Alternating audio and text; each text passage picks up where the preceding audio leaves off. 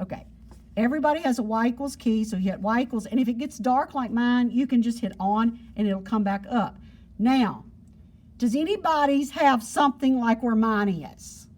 Does anybody, if it's a brand new one, you probably don't have anything there. If you have something there, we have to hit clear. So I'm going to hit clear. Now, look at your screen. Let Lance look at yours with you. Is the screen exactly like mine? Exactly. Now, I don't know why this room is in here. I don't know. But other than that, now, are any of these dark? Are they light like mine or are they dark? Any something that's different.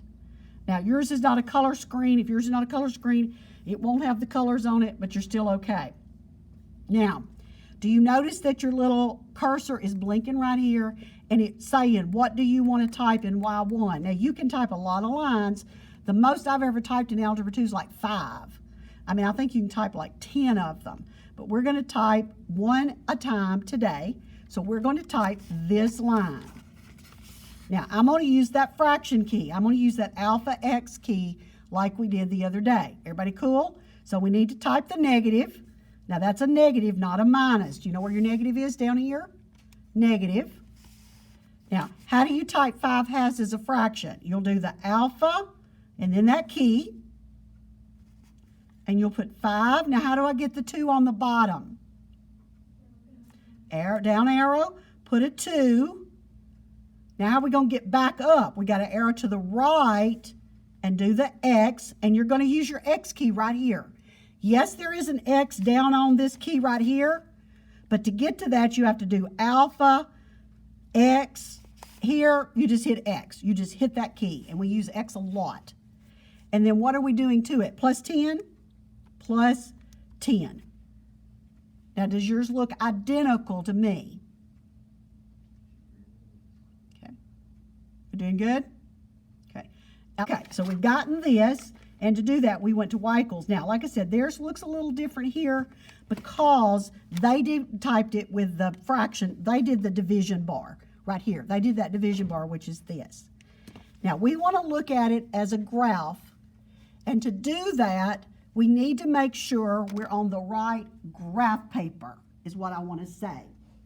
You have all these different windows, and you can easily adjust what your graph paper looks like. We like beginning called standard window. It's kind of like, you know, those little cutouts that we did for lesson 3, the little black ones that we glued in our notebook? I think those go -10 to +10 this way, and -10 to +10 this way. And we call that standard window. If you want to circle it right here and put a star by it. Because when I say graph to standard window, I'm not going to tell you what standard window is. You have to know that it's -10 to +10, -10 to +10. Now, where can we check our window? Most of the time, it's where it needs to be. Look right here and put a box around window. So that means when I put a box around it, that means it's a key on your calculator. Can you look at your calculator and find window box, window key? Do you see it? It's up at the top. Everybody see it? So push your window key. Now, we're only interested in the numbers that are right here. Now, let's see what it means. X min, X max. Now, think about it. Your x-axis is this one, and it's telling you that we're going to see from, now, this way, we're going to see from -10 to +10 is what we're going to see, okay? And then it's got y min is -10, and it's got y max is +10. So we're going to see a window. Now, it's not going to be square, because the screen is not square, it's a rectangle. We'll address that as we go along. So right now, we're just getting through the basics. Now, we're not worried about any of these things below Y max. The scale, and I hardly ever change scale. I don't know if that was on here or not. I always leave it at 1 when I first start graphing. Have you ever done a graph where you, instead of doing 1, 2, 3, 4, you do like 5, 10, 15, 20? That's what that is. Like if you wanted every tick mark to be 5, you would change it to 5. We just don't do that in here. Not now. Maybe later, but not now. So this is what you want for standard window. And I will show you in a few minutes how if you get away from it, how you can get it back. So our window is good. Now to get out of this, now here's the thing you have to recognize. Actually, we won't have to, but if you hit clear now, it's going to clear that first number.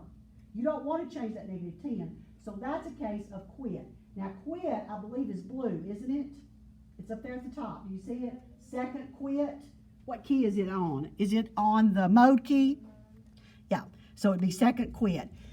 You get stuck, second quit and clear are usually where you want to go, but if you're in something like this, you usually have to quit to get out of it, but we don't have to. The window's what we want. We want to look at the graph.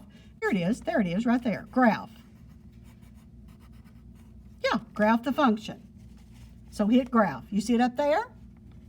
Hit graph.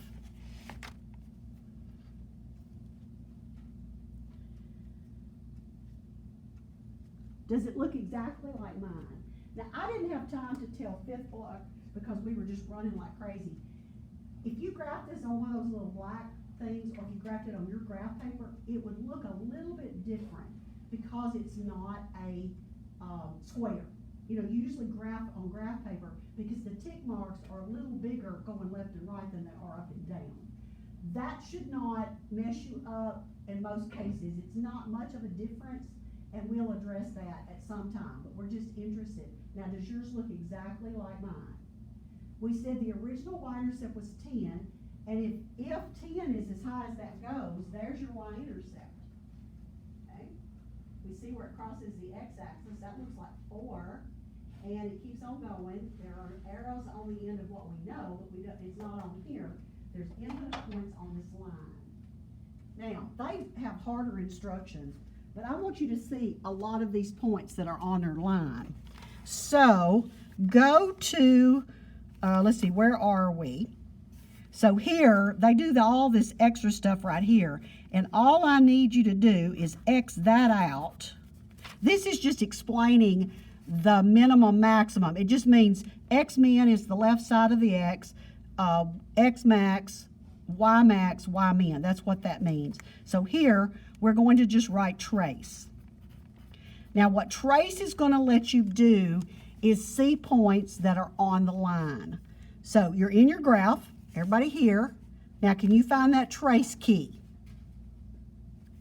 I believe it's right next to graph, isn't it? Hit trace. A couple of things happened. Did your equation come up at the top? Now, what is this point right here? Is that the y-intercept? Is 0, 10 the y-intercept? Do you see it blinking right there? That's the y-intercept, isn't it? See it? Okay. And it says confirm the y-intercept. Just when you hit trace, it's going to go to the y-intercept, is what it's going to do. I don't necessarily confirm it. I just hit trace. Now, this is what's nice.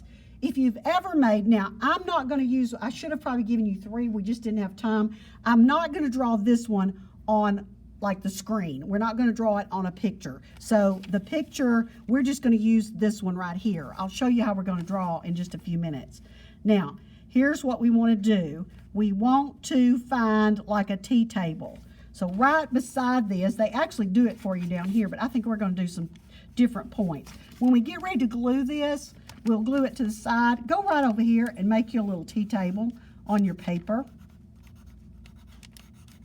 And let's do -1.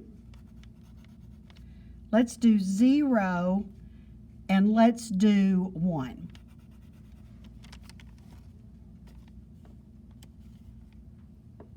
Now, think about what a T-table is. We said there are infinite points on this line. I already know when I put 0, it's going to be 10. Because the point 0, 10 is on my line. There it is, right there.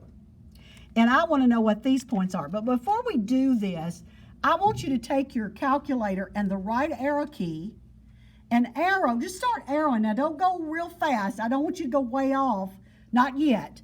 And go down the graph. And as you do that, I want you to look at these points down here. Look at where that point is.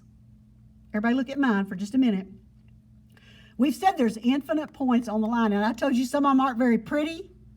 This point right there is the point 1.2121, 1.21 with a bar over it, and 6.969696 repeating with a bar over it.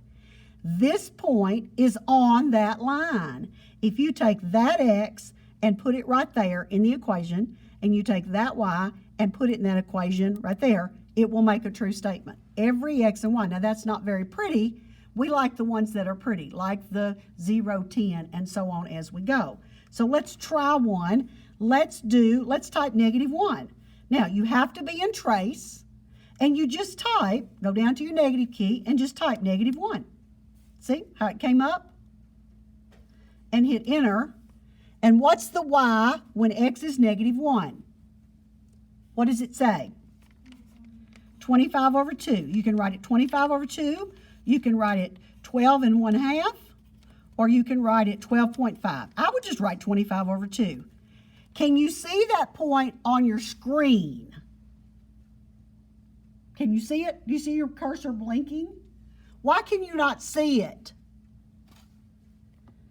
Okay, go to -1, and it says it's going to be up here at 12.5. Why can we not see it? What's the highest number on your screen? 10. It's there. You can't see it. A lot of people say, Miss Brown, something's wrong with my calculator. I can't see it on the graph. It's there. It's just up here. Now, we did the 0. If you want to retype it, just hit 0, and you've got it. Now hit 1. And what did it give you? Okay, you can write it 15 over 2. You can write it 7.5. You can write it 7.5. Can you see it? Can you see it? Okay, try 2. Tell me what 2 gives you. 5. See, these are pretty ones. We like those. What does 3 give you? 2.5, 2.5, 5 over 2. Now, that's an easy way to make a t-table to find the points on a line. We use it all the time when we start doing graphs that look like roller coasters. We start doing roller coaster graphs, and we want to look at those points that are on the graph. Okay, I think that's all. So on here, we don't do this at all. You can X step 4 out. This is a long way to do trace. We just use trace. This is not a way I would do it, and we're not doing the t-table. So you can X those out, glue it to the left of your t-table that we drew right there.